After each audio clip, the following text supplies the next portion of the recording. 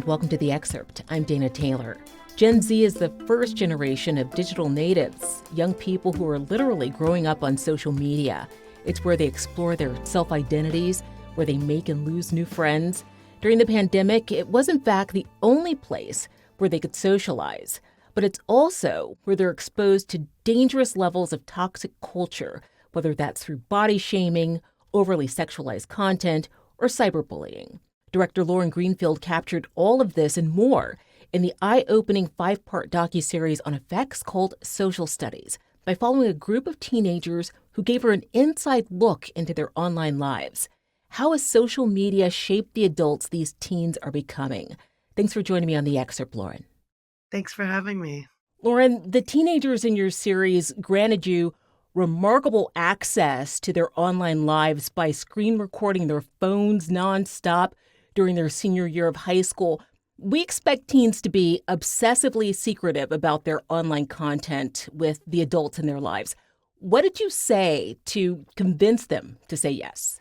I think this was a really big deal for them, but I think they also understood the importance of it. We began this social experiment right at the beginning of back to school after COVID.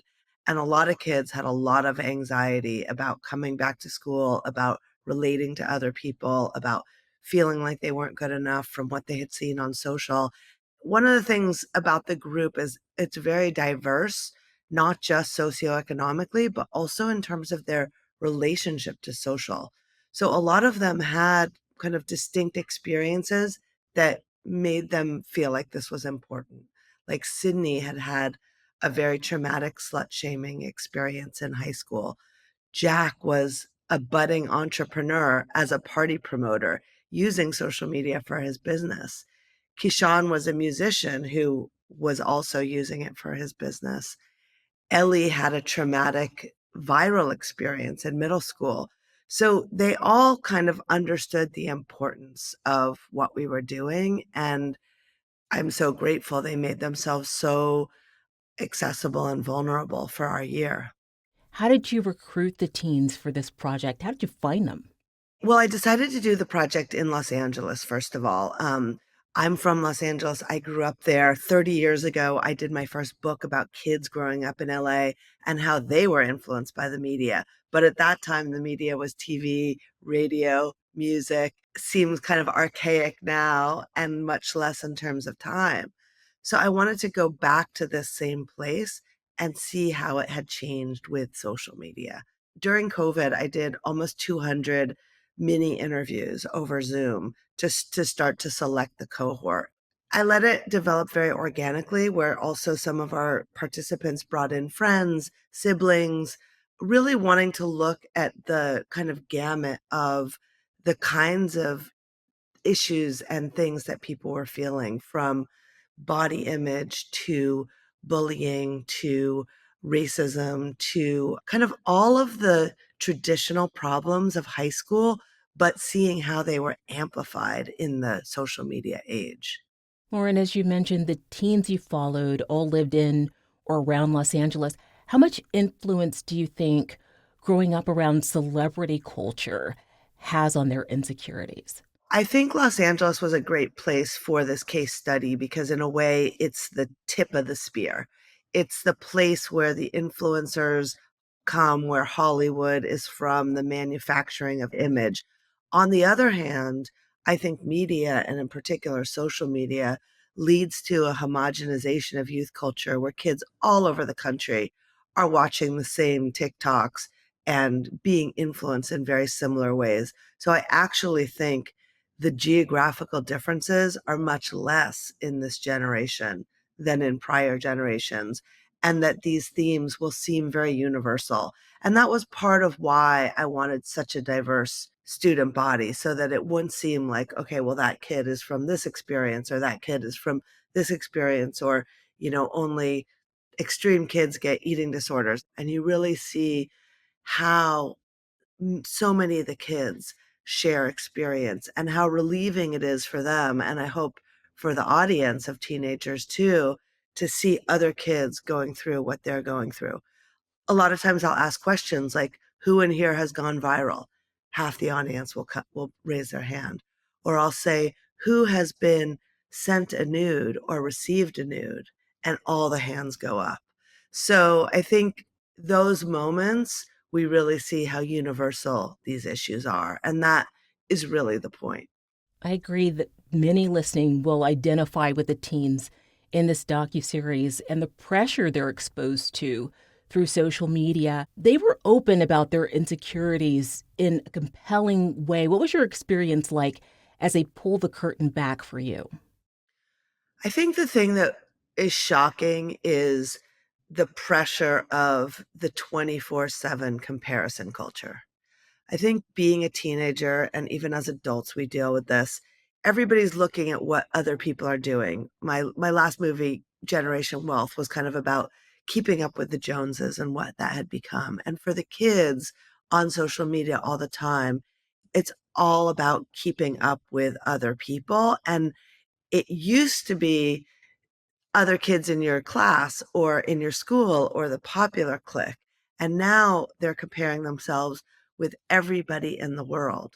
And a lot of these images are not even real. They're photoshopped or face tuned or manipulated. And so kids never feel good enough. And I think that's the really intense pressure that we feel. But there's also hope at the end because these kids are resilient in the way they navigate these experiences and they do find themselves and their voice. In some ways, it's a updated coming of age story because they do find themselves. And I think that is kind of the antidote to feeling like you have to be like somebody else. A lot of the content the young women were consuming and even creating online was overtly sexualized. How can adults moderate this? Is it even possible in the social media sphere to keep kids from trying to grow up too fast? I think there are a lot of things about the experience of girls that will be shocking and upsetting for parents. I think the sexualization of girls, the precocious sexualization, and also the body image pressure is very, very tough. Kids want to be popular, which means fame, which means likes. And Sydney explains it so well. She said when she first went online trying to get likes, she posted pictures of her passion, taking pictures of sunsets, no likes.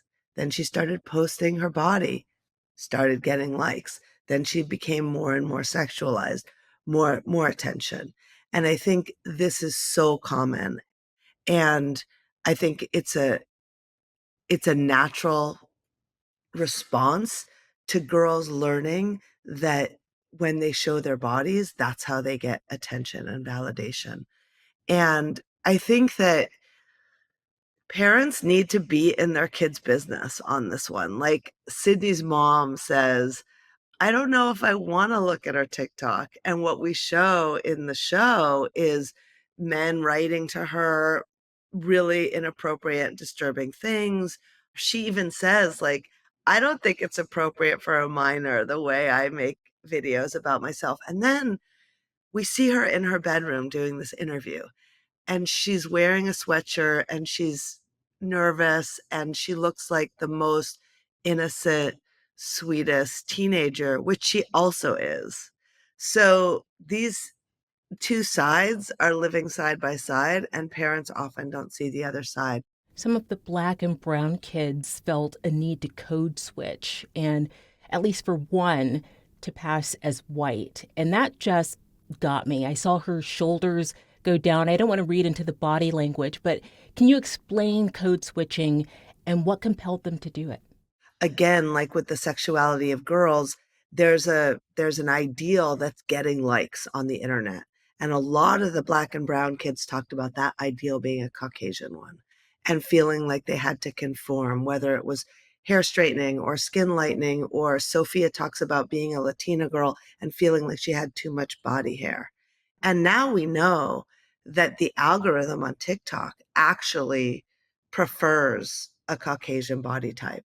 So these algorithms and this messaging is really harmful for kids' self-image. And I think what's really beautiful in the series is how honest they are about it and how how comfortable they are talking to each other about it.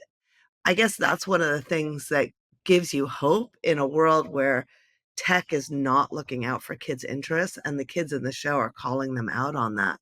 But they are so honest with each other, and I think we really need to learn from their words. Another strong theme in your series is suicidal ideation.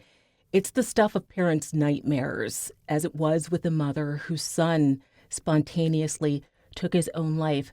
Many of the teens you followed admitted to harboring thoughts about ending their lives. How do you counter this mindset online?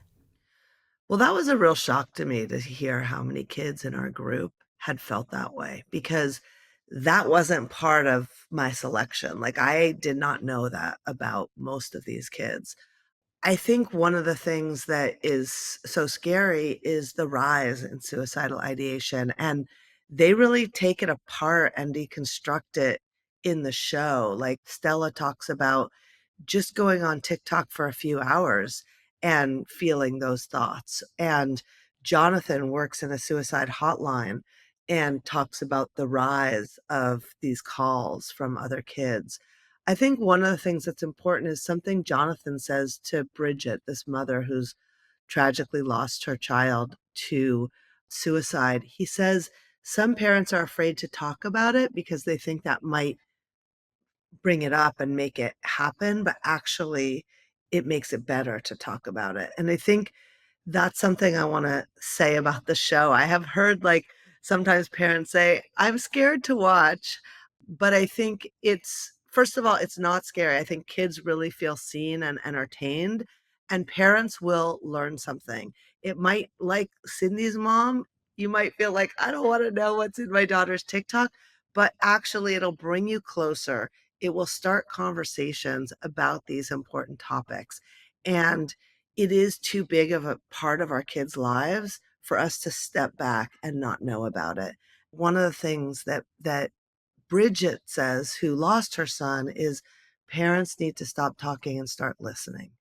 And that's really the whole point of the show, is to listen to the kids, to hear them tell the narrative about what's going on in their life. To your point, there's a line near the end, and Lauren, it's when Jonathan says social media is our lifeline, but it's also a loaded gun. Did you find their awareness of the toxicity they experience online surprising? Yes, definitely. I think one of the revelations in the show is how wise they are about it, but how that wisdom isn't enough to protect them from it. That they might say, like, I know I don't feel good after looking at other kids' bodies online, for example, but then they continue to do it. And so I think what we have to realize is we can't expect kids to self regulate. So I think that we need to listen, and then we need to put the guardrails in, because right now it's completely unregulated. They're giving us a roadmap to how to do it, but they're also saying we can't do it alone. The tech companies do not have our best interests in mind. They're trying to exploit us. We become used to exploiting ourselves, and we're having a kind of natural human reaction to all of this, and it's taking us down a bad path. What's one takeaway that you hope people walk away with after watching your series? I hope it leads to conversations between kids and parents. I think one of the things that really comes out is there's a really big awareness divide in this generation. I feel like it kind of goes back to, like, maybe between, like, my parents and their grandparents, like the 50s. Like, so much has changed in this generation, and there's this huge part of kids' life that they're with 8 hours, 10 hours, 12 hours a day. I think it's the biggest cultural and educational influence on kids today, and parents don't know about it. So I hope it leads to conversations where I think kids want that, and I think that's ultimately why these teens were so brave in participating in this show. The docuseries is called Social Studies. It's available on FX now. Lauren, thank you so much for being on The Excerpt. Thank you so much for having me. It's also on Hulu and Disney Plus. Thanks for watching. I'm Dana Taylor. I'll see you next time.